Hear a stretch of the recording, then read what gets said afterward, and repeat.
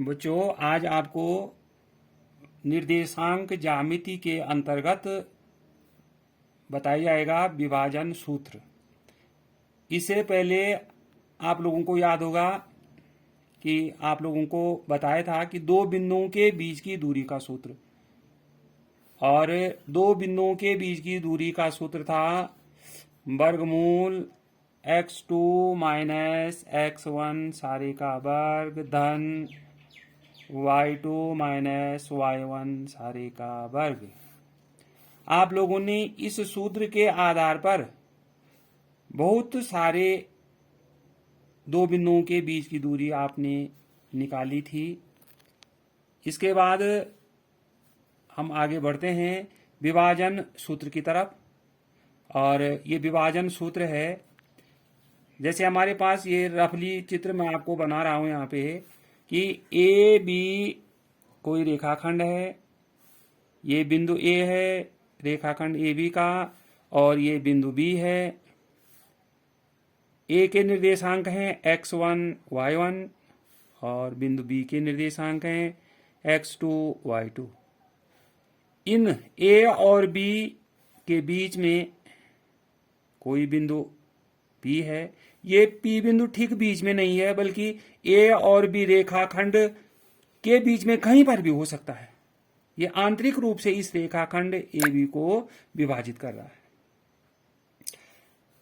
और A से P का जो अनुपात है, A और AP और PB का जो अनुपात है वो M1 और ये M2 है, यानी M1 अनुपात M2। ए बी रेखाखंड को बिंदु P M1 अनुपात M2 के रूप में आंतरिक रूप से इसको विभाजित कर रहा है। तो हमको निकालना है इस बिंदु P के निर्देशांक, और इस बिंदु P के निर्देशांक हम मान करके चलते हैं x, y है। तो विभाजन सूत्र का प्रयोग करते हुए यानी हमको सबसे पहले इस x का मान निकालना है, फिर इस y का मान निकालना है कि x भुज है और y इसकी कोटि है। तो x का मान कितना होगा और y का मान कितना होगा। ठीक है, तो यह है जैसे मैं लिख रहा हूं, बिंदुओं a x1, y1 तथा b x2, y2 को जोड़ने वाले रेखाखंड